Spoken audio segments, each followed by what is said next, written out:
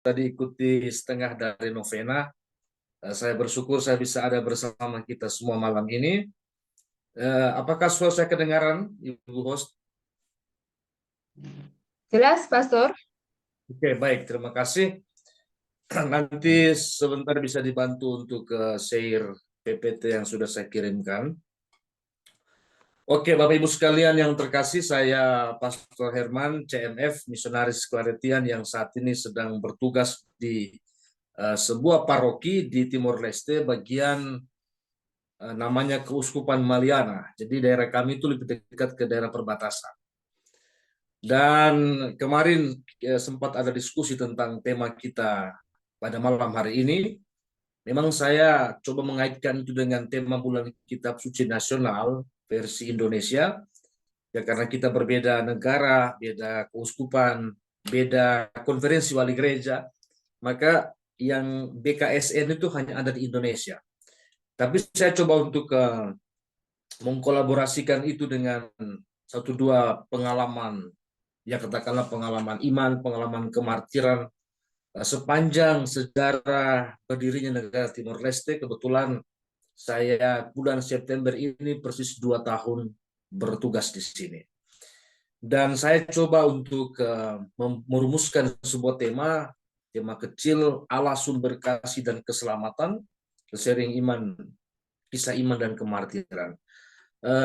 Terinspirasi oleh bacaan Injil hari Minggu kemarin, sebetulnya saya baru ingat, baru ngeh kalau ada Injil yang sangat menarik dan luar biasa yang kita refleksikan dalam misa kemarin. Itu tentang pengampunan tanpa batas, ya. Kita masih ingat bagaimana kisah Injil itu kemarin menginspirasi kita, karena itu tema kecil yang saya coba mengetengahkan di depan kita semua malam ini adalah mengampuni sampai 70 kali 7 kali. Ya, dalam korelasi dengan nanti cerita-cerita yang akan saya sampaikan mengenai kejadian-kejadian yang memilukan. Nanti ada kisah-kisah yang mungkin agak serem, ya minta maaf sebelumnya, tapi ini yang terjadi yang kiranya nanti ada hubungan dengan makna pengampunan yang akan kita bahas bersama malam ini. Oke, sebelum kita lihat lebih jauh tentang makna pengampunan yang dipertanyakan oleh Petrus dan dijawab oleh Tuhan Yesus sendiri dalam Injil yang kita dengar kemarin, mari kita dengar bersama dulu satu dua pengalaman yang akan saya sharingkan tentang saya katakan kisah kemartiran, ya. Kemartiran sebetulnya dalam gereja Katolik itu kita sangat kaya dengan pengalaman-pengalaman iman para martir kita yang gugur menumpahkan darah mereka karena iman akan Yesus. Nah, saya tidak bermaksud untuk masuk lebih jauh tentang pengorbanan orang-orang yang berjuang dalam tanda kutip perang itu sesuatu yang negatif, ya. Tetapi di sisi yang lain kita bisa melihat bahwa ada orang yang di balik peperangan itu ada orang yang mengorbankan nyawa dan jiwa dan raga mereka hanya karena berpegang pada sebuah prinsip iman. Dan ini yang terjadi di Timor Leste. Saya angkat 3 kisah kurang lebih. Nanti sebentar dalam perjalanan kita bisa kurangi atau mungkin bisa ditambahkan juga. Kisah yang pertama adalah kisah pembunuhan 3 pastor, ya. Itu di sebuah gereja. Kalau teman-teman ada yang pernah berkunjung ke Timor Leste ataupun yang rencana mau berkunjung ke sini, nanti kontak, nanti saya temani kita semua ke tempat ini. Namanya Gereja Ave Maria Suai, ya. Suai itu adalah sebuah kota di Timor Leste. Dia memiliki jumlah penduduk kurang lebih 23.000 jiwa, ya, masa itu, masa perang. Dan Suai letaknya sekitar 138 atau 9 kilometer di bagian barat daya ibu kota negara itu, ya, negara Timor Leste, yaitu kota Dili. Jadi dari kota Dili, ibu kota negara ke Suai itu jaraknya sekitar 100 lebih kilometer, ya. Nah, sebuah gereja paroki saat itu, ya, namanya Gereja Ave Maria. Jadi kalau kita klik di Google Gereja Ave Maria Suai Timor Leste akan muncul kisah ini, ya. Jadi bagaimana masyarakat kecil, katakanlah umat, artinya waktu itu kan semuanya dalam tanda kutip 100% Katolik. Hampir seluruh wilayah Timor Leste itu, maka gereja menjadi satu tempat yang orang mencari perlindungan. Ya, ketika situasinya bergolak saat itu, ya tahun 99 bulan September, ya bulan sekarang inilah. Nah, semua masyarakat itu berlarian ke gereja, ya, namanya Gereja Nusa Senora de Rosario, Santa Maria dari Rosario. Dan tanggal 6 September itu terjadi peristiwa ini, ya, pembantaian yang bisa dibilang peristiwa terburuk dalam sejarah perang Timor Leste. Dan kalau kita mau kisahkan secara rinci, memang butuh waktu. Saya pernah ulas ini di dalam channel YouTube saya. Nanti bisa diklik untuk mendengar dan menyaksikan juga videonya di sana. Tapi intinya bahwa ketika umat memenuhi gereja, mereka mengungsi ke gereja karena terjadi peristiwa berentet mulai dari tanggal 5 September sampai dengan tanggal 6 September itu umat sudah mulai memenuhi gereja, ya. Nah, lokasi gereja kebetulan tidak jauh dari pemukiman warga dan peristiwa itu terjadi karena ada semacam istilahnya rencana bersama. Ya, minta maaf, ini dalam konteks ini TNI dan Polri ada di belakang semua ini. Artinya dalam situasi itu dimotori oleh TNI dan Polri kita saat itu, akhirnya gereja menjadi sasaran serangan. Ya. Ada beberapa kesaksian mengatakan bahwa mereka menyaksikan langsung bagaimana ketiga pastor yang bertugas di situ, ya pastor namanya Pastor Hilario, Pastor Dewanto orang Jawa, dan satu pastor lagi, mereka bertiga ada di dalam pastoran itu, mereka dengan jubah melindungi umat yang mengungsi ke gereja itu. Dan ya karena situasi makin panas, akhirnya ketiga pastor pun gugur sebagai martir dalam tanda petik, ya martir gereja karena mereka membela umat yang ada di situ. Dan keberingasan waktu itu namanya milisi, ya kelompok milisi itu adalah orang biasa, masyarakat biasa yang dipersenjatai oleh TNI Polri. Nah, mereka itu yang berjuang bersama untuk apa? Karena waktu itu ada dua pilihan. Pilihan untuk merdeka sebagai bangsa sendiri yang sekarang ini masa Timor Leste, atau integrasi, artinya bersatu dengan Indonesia. Nah, oleh rakyat masyarakat kecil ini mereka sendiri bingung kita mau pilih yang mana. Tetapi karena sebagian besar adalah orang-orang yang memilih pro kemerdekaan, ya pro kemerdekaan negara Timor Leste, maka oleh tentara kita, oleh TNI kita, mereka-mereka ini sebetulnya menjadi sasaran bencana mereka. Ya, artinya perang saudara di antara mereka yang memilih untuk jaringan saya kurang ini, saya nonaktifkan video ya.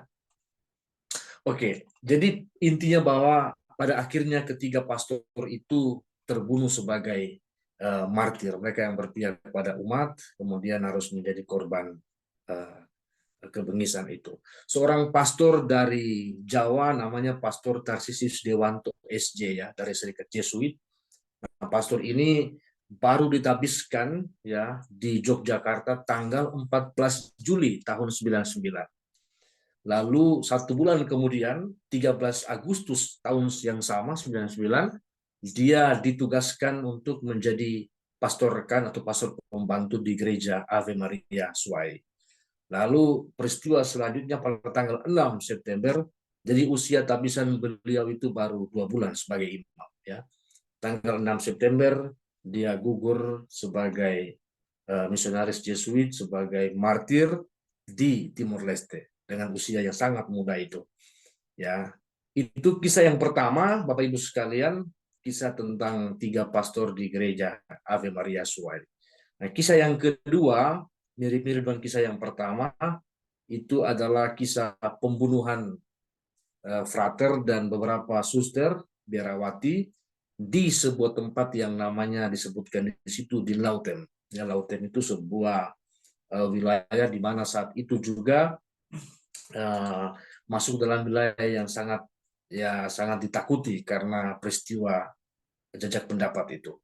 Nah, kisahnya bahwa pada sekitar tanggal bulan September juga tahun 99, ya, itu mayat mereka itu ditemukan pada Minggu 26 September tahun 99. Artinya sebelum itulah peristiwa itu terjadi. Jadi dikisahkan bahwa biarawati ini, para suster dan para frater ini, mereka itu adalah semacam pasukan volunteer lah ya. Mereka adalah relawan yang ingin mengantar bahan makanan, obat-obatan kepada para pengungsi di sebuah tenda ya. Jadi oleh pasukan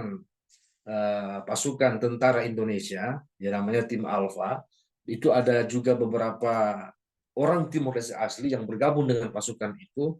Nah, mereka melihat kegiatan yang dilakukan oleh para biarawati itu seolah-olah mereka itu adalah pro daripada kemerdekaan ya, kemerdekaan Timor Leste sendiri maksudnya. Maka dengan membabi buta, kelompok itu dihadang di jalan oleh pasukan tentara Indonesia, dalam hal ini milisi dan komandan-komandan mereka.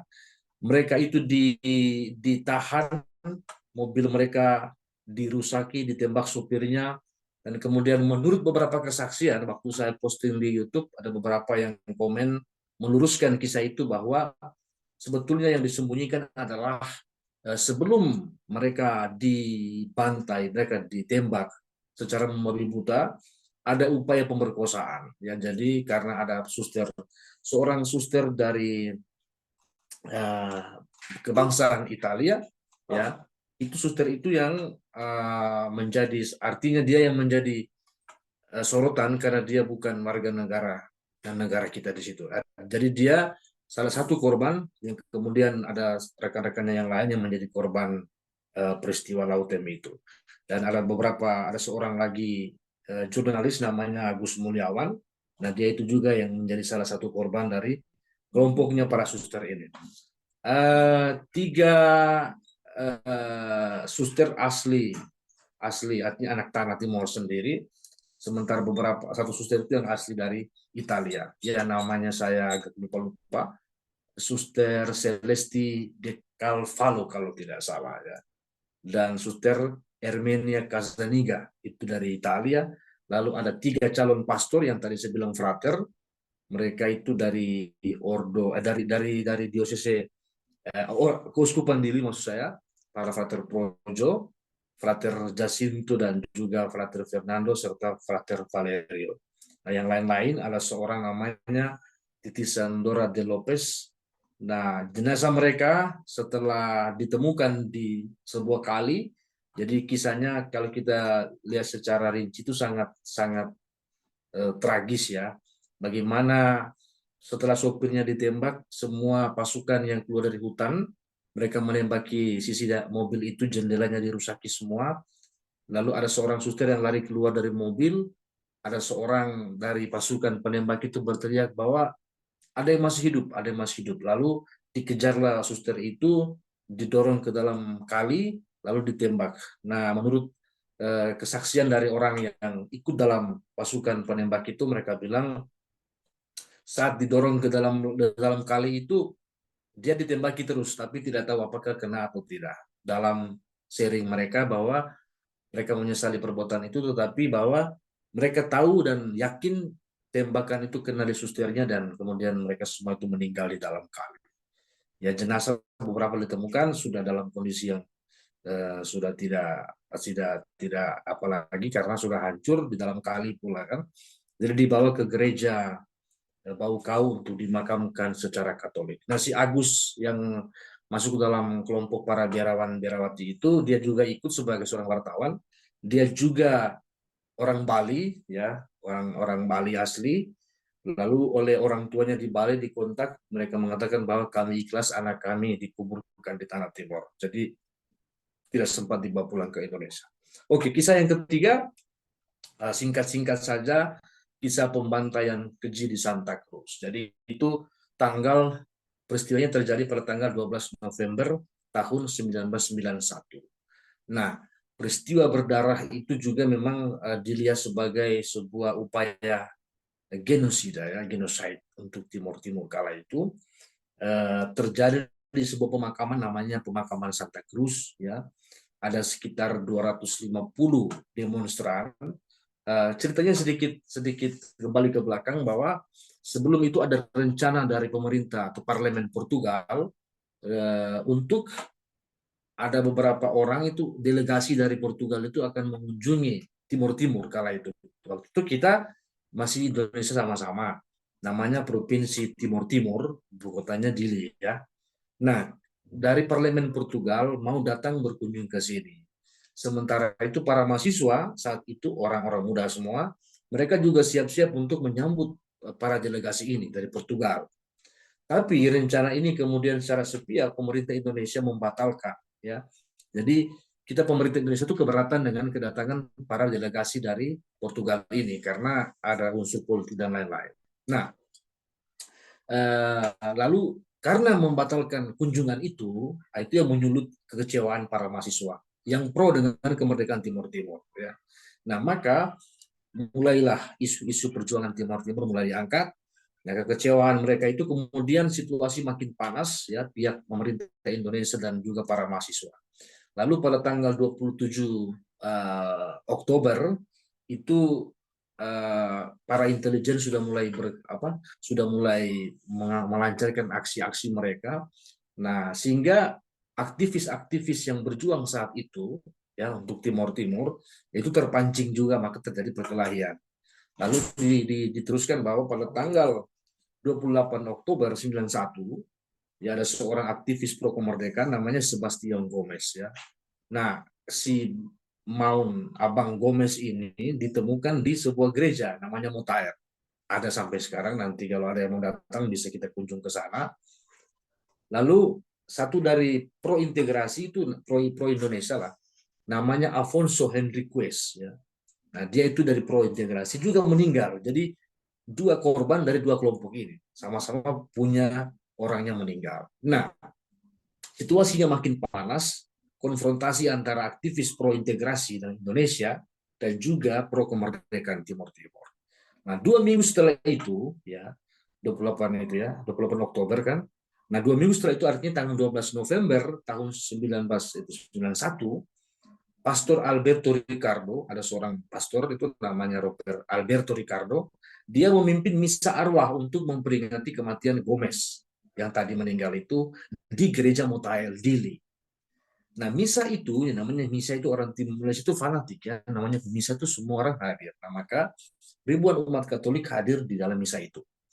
Nah, saat misa selesai, jam 7.30 lah sekitar itu, sekitar 500 orang, anak-anak muda terutama, mereka keluar dari gereja sambil membentangkan spanduk dengan gambar pemimpin pro kemerdekaan Timor Leste, yakni Sadana Gusmao. Ya, saat itu. Nah, sambil jalan mereka berteriak Timor Leste, Viva Timor Leste, artinya hidup Timor Leste, hidup Timor Leste. Lalu mereka terus berjalan menuju ke pemakaman Santa Cruz. Jadi Santa Cruz itu pemakaman, nama tempat, nama pemakaman. Nah,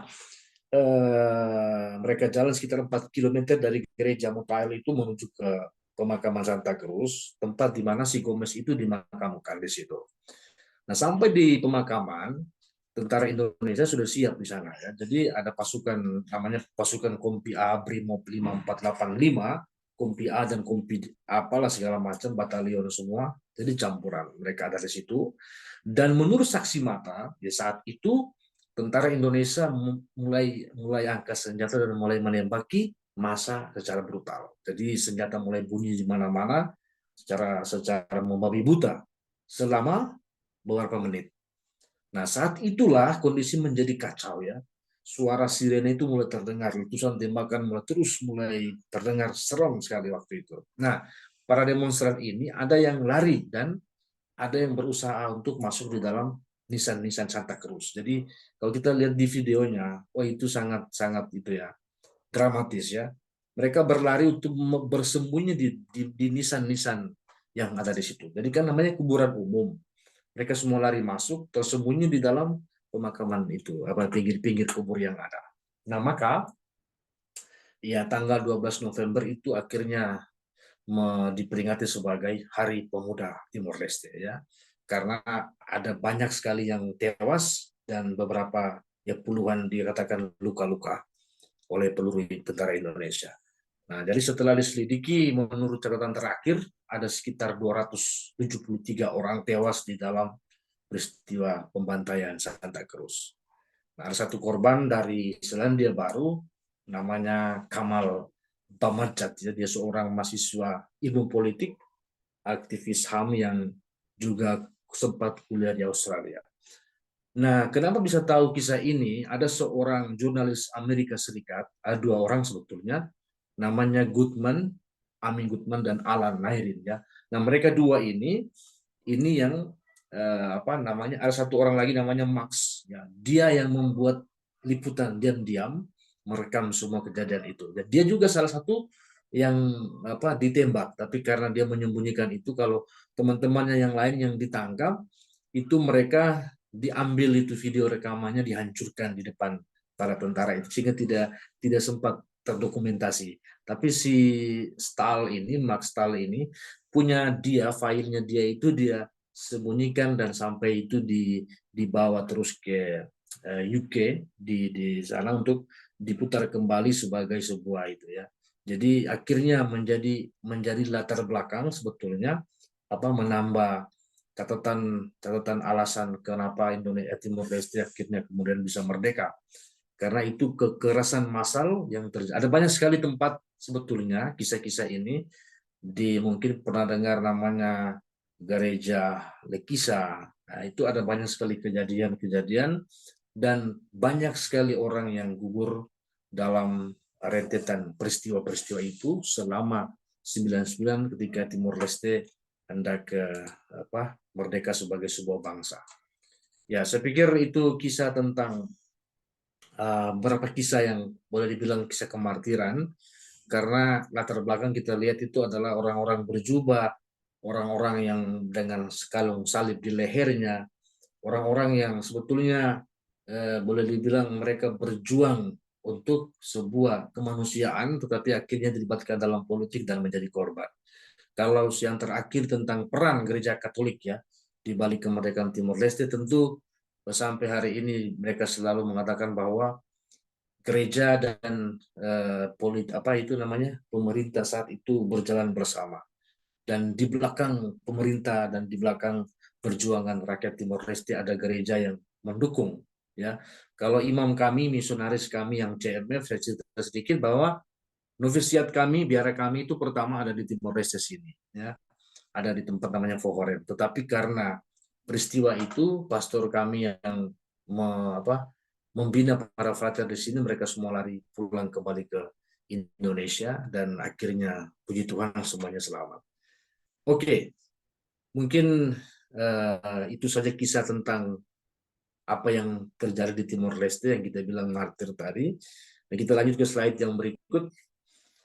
Ya, ini yang saya katakan tadi bahwa inspirasi dari Injil kemarin ya. Kemudian Petrus datang dan berkata kepada Yesus, sampai berapa kali aku harus mengampuni?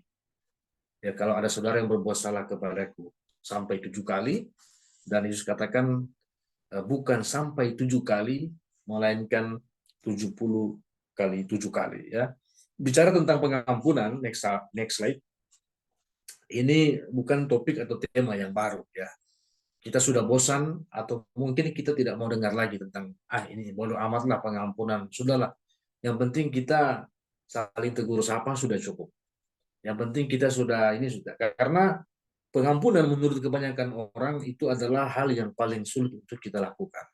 Ngomongnya sih gampang dan enak, harus mengampuni, harus memaafkan, tapi untuk pelaksanaannya memang kita akui bahwa itu sulitnya minta ampun ya.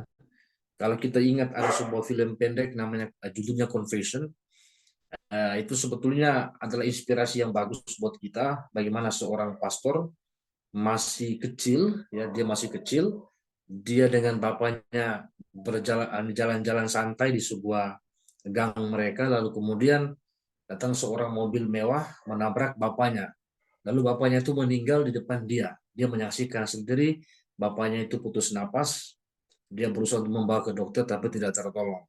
Nah, atas rencana Tuhan, si anak kecil itu dia mereka memakamkan bapaknya, kemudian dia menjadi pastor. Ya, ceritanya seperti itu, singkat cerita bahwa sesuatu ketika dia di ruang pengakuan, dan datanglah seorang bapak mengaku dosa, apa itu mengatakan, karena selama itu dia tidak tahu siapa yang nabrak bapaknya sampai mati di depan dia, karena si penabrak langsung kabur dan hilang. Lalu pastor itu karena berhadapan dengan si peniten ini yang mengaku ini, mengatakan bahwa saya pernah menabrak seorang bapak sampai mati dan saya merasa terbebani terus sampai sekarang. Saya ingin bertemu dengan keluarga dari bapak itu, tapi saya nggak tahu di mana si keluarganya. Jadi disposisi batin si imam ini karena dia sedang mencari siapa orang yang membunuh bapaknya saat itu, ya. Dan terjadi di posisi batin saat itu, ya pada akhirnya sebagai seorang imam pula kan, dan dia memberikan pengampunan atas nama bapaknya yang sudah almarhum saat itu. Itu confession, nanti bisa dicari sendiri filmnya. Oke, kalau kita melihat pengampunan ya dalam sekolah kehidupan, orang bilang ada sebuah sekolah mata kuliah wajib yang harus kita ambil itu namanya pengampun atau mengampuni. Kalau yang lain-lain itu tidak wajib ya sebetulnya ya. Mau mencintai sebenarnya tidak wajib. Mau menerima orang mungkin tidak terlalu wajib ya. Mau apa membantu orang itu kan urusan kita nanti kita di akhir itu. Tapi yang wajib itu adalah pengampunan. Itu wajib ya, mengampuni. Nah, kita punya kampus ya sekolah kehidupan, ya tadi ya mengampuni, dan dosen kita itu Tuhan Yesus. Itu dia dosen tunggal. Jadi tidak ada bilang nanti ke dosen A, dosen B, enggak. Dia cuma dia sendiri. Nah, nilai yang kita peroleh itu pertama nilai F. Kalau di fakultas F itu parah ya, itu tidak ada. Ini tidak masuk dalam dalam perhitungan sebagai mahasiswa lanjut, dia akan bertahan dan terus tertahan. F itu adalah artinya tidak ada pengampunan, ya, kosong. C, C juga sebenarnya semua mahasiswa menghindari C, tidak boleh ada C dalam raport kita. Kalau C didapat, maka C itu mengampuni, tapi sulit melupakan. Itu C. Ya ada yang bilang, ya sudahlah C cukuplah, yang penting saya bisa mengampuni, walaupun sulit melupakan. Saya lihat dia nih kayak, maunya makan saja. Saya sudah ampuni, tapi kalau lihat dia lagi nih kayak, nah jadi itu C. Nah, sementara A itu mengampuni total. I forgive him. Saya forgive, saya ampuni dia total. Nah, pertanyaan adalah kapan terakhir kali kita merasa disakiti? Kapan? Mungkin tadi sore, mungkin 2 menit yang lalu, mungkin kemarin. Ya, kalau orang Timor Leste, ya itu peristiwa 99 dan ke belakang itu mereka disakiti. Dan sekarang mereka sedang berjuang untuk mendapatkan nilai A ini. Total mengampuni. Keluarga saya dibunuh, ya berat sekali itu untuk mengampuni. Tapi orang Timor Leste bergulat dengan itu dan saya percaya bahwa mereka sedang dalam proses ini, walaupun sulit. Nah, dapat nilai berapakah dalam sekolah kehidupan ini? Kita semua masing-masing bisa menilai diri kita sendiri. Saya dapat nilai yang mana? Saya punya musuh yang sampai sekarang saya belum pernah mengampuni dia, berarti saya masih didapat nilainya saya F. Atau saya sudah pernah mengampuni dia, tapi ya susah kalau saya lihat dia jalan dengan dia punya pasangan karena saya mantannya, misalnya begitu. Atau saya pernah ini lalu saya ampuni, tapi ya memang lupa itu sulit. Nah itu berarti kita masih di C. Kalau saya sudah pernah mengampuni, maka ya profisiat karena Anda mendapatkan nilai A. Oke, kita kembali ke pertanyaan Petrus tadi ya. Pertanyaan Petrus adalah pertanyaan kita semua. Tuhan, sampai berapa kali saya harus mengampuni saudara saya jika ia berbuat dosa terhadap saya? Next slide. Sampai 7 kali kah? Atau berapa kali? Nah, kalau kita melihat konteks ini ya, sebelum sampai pada pertanyaan ini, ada kisah sebelum itu yang menarik juga. Jadi Yesus menyampaikan kepada mereka Injil minggu yang lalu ya. Ketika saudaramu berbuat salah, ada 3 tahap di sana. Yang pertama, tegur dia pribadi. Bro, ini salah. Sis, ini keliru. Jangan dong. Jangan ya, tidak boleh. Itu menegur secara pribadi, langsung. Tahap yang kedua, kalau dia dengar kamu, berarti Anda menang dia. Tetapi kalau dia tidak dengar Anda, tidak dengar kita, maka tahap yang kedua harus dibuat. Panggil 2 atau 3 orang lagi untuk bicarakan. Kalau saya sendiri tidak bisa, saya panggil teman-teman saya yang pastor yang lain. Ayo kita bicara. Ini salah, ini keliru, ini tidak boleh dilakukan lagi. Cukup sampai di sini. Nah, kalau dia dengar, oke, berarti cukup. Tapi kalau dia tidak dengar, maka yang ketiga adalah bawa dia ke komunitas gereja. Komunitas, kita punya komunitas Love Praying Family, misalnya. Ayo, duduk bersama. bawa ke tribunal gereja, artinya dia sudah pada tahap yang tidak mau dengar siapa-siapa lagi. Nah, akhirnya Tuhan katakan bahwa kalau itu pun tidak ada penyelesaian, dia tidak dengar sama sekali, maka buang dia. Anggaplah dia sebagai orang yang tidak mengenal Allah, dan itu kafir. Tidak ada hubungan dengan iman dan dengan komunitas gereja lagi. Nah, itu konteks sebelumnya. Maka Petrus berdasarkan itu, dia datang kepada Yesus dan dia tanya dong, seandainya saudara saya buat salah kepada saya, dalam dalam terjemahan bahasa Tetun, bahasa Timur Leste, itu lebih lebih lebih lebih apa? Lebih simpel, lebih sederhana lagi ya. Kalau kakak adik saya buat salah kepada saya ampuni berapa kali? Kira-kira seperti itu bunyinya. Ya kalau saudara saya, oke. Nah, jawaban yang diharapkan oleh Petrus mungkin 7 kali. Kalau nanti kita hitung sebentar, 7 kali itu artinya apa?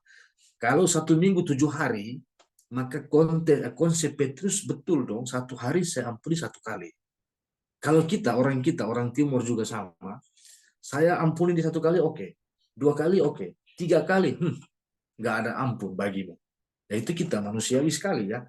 Nah Petrus sudah lewat di tahap itu dan menurut saya dia luar biasa karena dia bertanya sesuai dengan mungkin pengalaman dia bahwa saya sudah pernah ampuni saudara saya 7 kali dalam seminggu. Saya sudah ampuni dia. Berarti Petrus sudah lulus dalam sekolah itu. Tapi justru Yesus menantang dia lebih lagi dari 7 kali itu.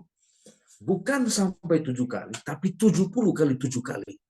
Kalau dalam hitungan ini bukan soal apa jumlah matematisnya berapa kali ya. 70 kali 7 kita bisa hitung kalkulator dapat dong sekitar 400 berapa itu ya. Nah, Yesus tidak bicara tentang matematika ya. Tapi dia bicara tentang sesuatu yang tidak ada batasnya. 70 kali 7 kali itu tidak ada batas. Nah, kalau kita lihat angka 7 dalam Alkitab, itu angka yang sering dipakai, angka sempurna. Ada hari Sabat, ada 7 pokoknya itu adalah angka-angka yang sering dihubungkan dengan angka sempurna dalam kitab suci. Maka sempurna artinya tidak terbatas. Selalu ada pengampunan yang kita siapkan kepada siapa saja yang melukai kita. Oke, sedikit tentang analisis daripada itu. 70 kali 7 kali, next slide, itu pengalaman diampuni ya. Jadi kita lihat kisahnya bahwa seorang hamba, dia punya hutang 10.000 talenta. Nah, 1 talenta 6.000 dinar, itu kita bisa lihat sendiri, 1 dinar itu sama dengan gaji UMR 1 hari kerja. Saya pakai konteks Jakarta, DKI misalnya, 2,2 juta rupiah ya UMR. Nah, maka kalau hari kerja itu dihitung sebanyak 25 hari, ya hasil itu 6.000 dinar, ya dibagi 25 hari kerja dalam sebulan, 240 ya. Maka dari 2 juta dikali dengan 240 itu hasilnya di situ ya. 528 juta. Itu baru 1 talenta. Nah, yang ini di kisah ini 10 talenta. Nah, maka bisa dikalikan. Lihat angka yang terakhir 5.280 dan seterusnya. Berapa banyak? Itu banyak sekali ya. Oke, itu angka matematis yang tadi saya bilang. Nah, berikut next. Pengalaman diampuni ya. Matius bab 18 ayat 27 yang kita baca kemarin. Tergeraklah raja itu oleh belas kasihan. Jadi dari hutang yang banyak tadi, yang angka yang begitu panjang, itu si Tuan ini tergerak hati. Dan bayangkan dia hapus itu total ya. Menghapuskan seluruh hutangnya secara total. Dan dia kasih kesempatan bayar hutang. Artinya dia memberikan pengampunan, penghapusan yang luar biasa. Nah, seharusnya maka ya, ini kita bisa hubungkan bahwa seharusnya pengalaman itu, dia dihapus utangnya itu, diampuni itu, harusnya itu membuat dia mudah untuk mengampuni orang lain. Apalagi dia yang lain itu punya utang sedikit saja, sedikit doang dibanding dengan yang pertama yang punya dia tadi. Sayang 1000 sayang, itu tidak dilakukan oleh si hamba ini. Nah, kegagalan dia adalah ketika dia berjumpa dengan satu peristiwa di mana dia bisa tunjukkan belas kasih yang sudah dia terima sebelumnya kepada orang yang membutuhkan apa yang telah ia terima itu ya. Itu jahat sekali sebenarnya. Jahat sekali. Dia sudah terima. Dia harus bersyukur dong dengan senang hati. Oke, teman, kamu pun saya ampun, saya hapuskan semuanya. Tapi itu tidak terjadi. Nah, kita semua ya, teman-teman yang ada di sini, kita tentu tidak mau mengulangi lagi kesalahan yang telah ditunjukkan oleh si hamba yang jahat itu. Ya. Maka pengalaman diampuni sekali lagi. Pertanyaan Petrus berikut slide berikutnya. Dia menggunakan angka 7. Ya, dan jawaban Yesus juga angka 7. Sekali lagi tadi saya katakan, angka 7 itu angka yang lazim dalam masyarakat Yahudi. Jadi ada hari ke-7 Allah beristirahat, ya. Yesus mengutus 70 murid, itu kira-kira contoh angka 7 muncul di Alkitab. Yesus mengucapkan 7 perkataan di kayu salib. Ada 7 kata kunci di kayu salib. Lalu jemaat awal dipilih 7 diaken. Jadi 7 selalu muncul dan lain-lain. Next slide. Mungkin Petrus, tadi saya sudah katakan, dia menghitung 7 hari, maka satu hari itu mengampuni 1 kali. Jadi pagi kita ketemu dengan orang ini, dia buat salah, sampai sore malam baru kita mau tidur, baru kita bilang, Tuhan saya ampuni orang-orang yang berbuat salah kepada saya hari ini. Itu hitungan seperti bahwa satu hari 1 kali mengampuni, setiap malam dia mengampuni, setiap malam dia mengampuni. Maka totalnya adalah 1 minggu 7 kali mengampuni. Itu mungkin hitungan Petrus, ya. Nah, Yesus, ya, mengampuni untuk dia itu 1 hari 70 kali. Maka setiap jam, ini kalau kita cakar-cakar main-main, ya, setiap jam harus mengampuni sebanyak 2,9166 kali. Artinya kita bulatkan 3 kali lah, ya. Setiap jam. Nah, apakah mungkin kita ini bisa mengampuni 3 kali dalam 1 jam? Dari jam 7 sampai jam 8, anak saya salah, saya maafkan. Suami saya salah, saya maafkan. Mertua saya salah, saya maafkan. 1 jam itu 3 kali dalam hitungan Yesus 70 kali kan. Nah, kita masih jauh mungkin dari apa yang Tuhan Yesus harapkan. Nah, itu kira-kira analisis kita lebih lanjut. Nah, slide berikutnya, bagaimana aku bisa mengampuni? Ya, slide berikut. Dalam Matius bab 18 ayat 34 digambarkan tentang algojo yang menuntut si hamba jahat itu sampai akhirnya dia melunasi utangnya yang ratusan juta itu. Harus lunas dulu. Nah, kata kerja dasar Yunani yang dipakai itu kata algojo itu artinya menyiksa. Jadi dia itu kata kerja, ya.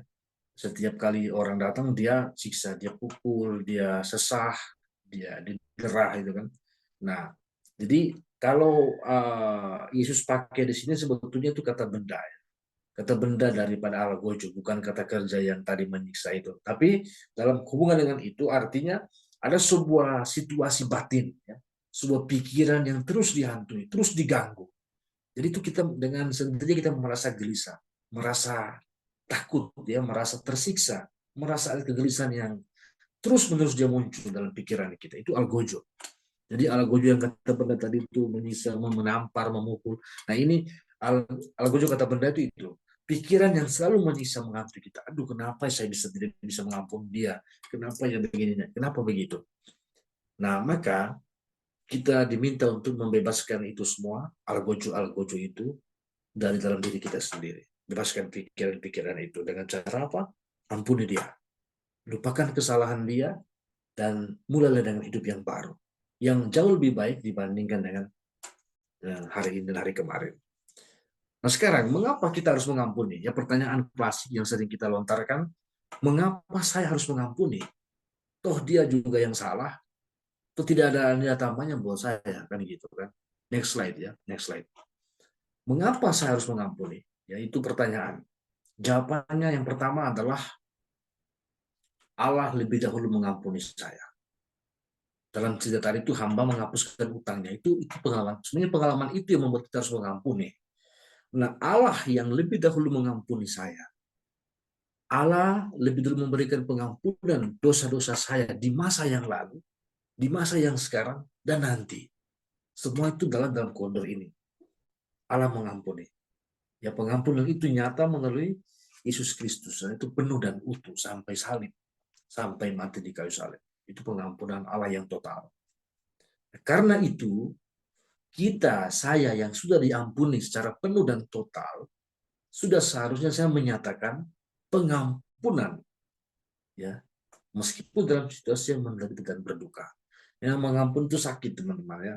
Luka, duka, derita betul. Kita mengampuni orang sementara kita ada hal yang tidak bisa kita ampuni sama sekali. Tapi kita dituduh untuk mengampuni. Itu sakit, ya.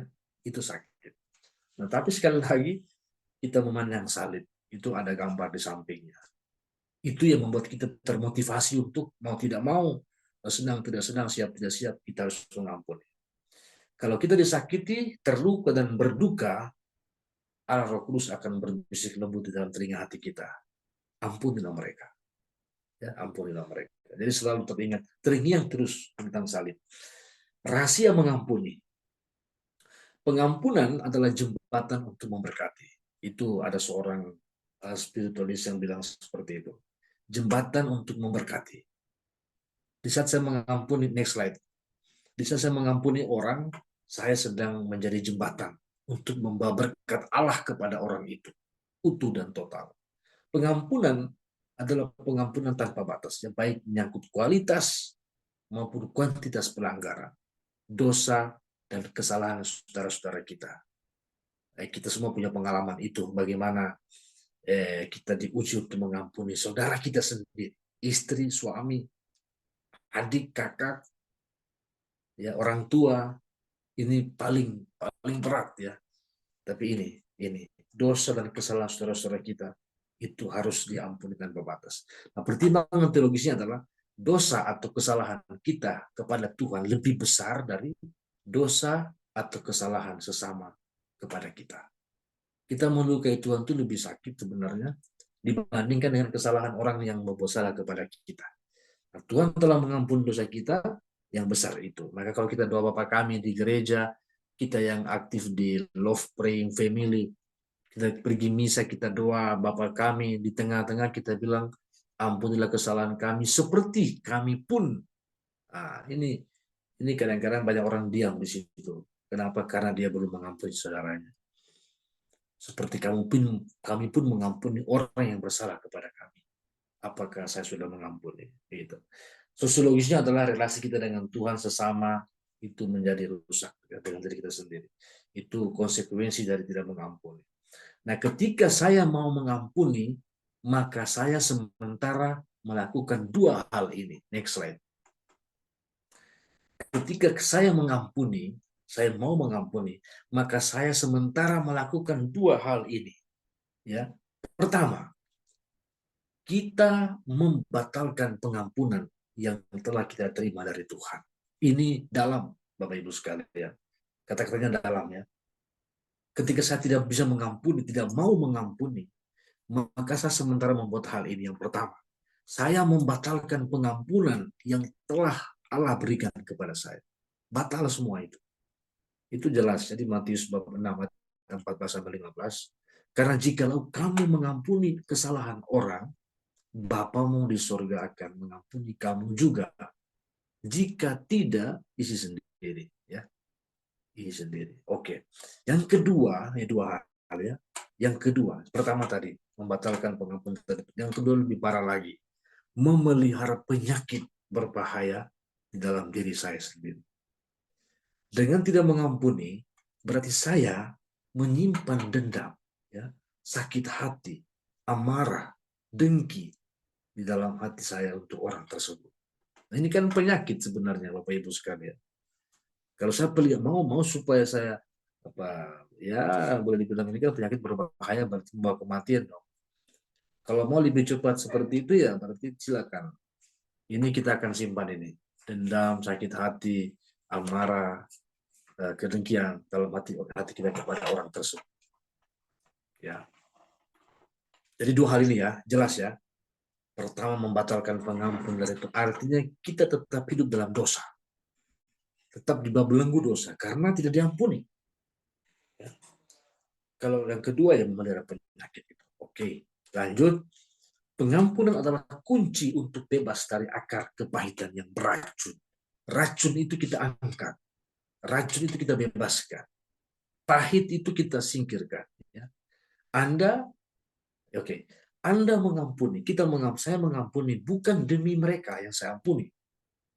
Itu kedua, untuk mereka itu yang kedua. Tapi saya mengampuni supaya saya punya hati ini bebas, plong, bersih dari racun itu ya. Kalau situ dibiarkan ya dia akan menyebar dan rusak semua seluruh sendi kehidupan saya ya. Tapi kalau itu saya angkat, saya buang ya berarti saya aman dong. Jika seseorang telah melakukan hal yang sangat salah terhadap Anda, jangan izinkan mereka terus menyakiti Anda dengan bergantung terus padanya. Anda sama sekali tidak sedang menyakiti mereka. Anda hanya menyakiti diri Anda sendiri. Saat Anda mengampuni, Anda tidak sedang melakukannya untuk orang lain itu. Anda sedang melakukannya untuk kebaikan Anda sendiri. Ini seorang penulis buku namanya Joel Osteen. Dia bukunya Your Best Life Now. Itu nanti dibaca sendiri. Ya, jadi sekali lagi itu kalau kita mengampuni, kita membebaskan hati kita, diri kita dari penyakit kepahitan atau racun yang sedang menggerogoti hidup kita.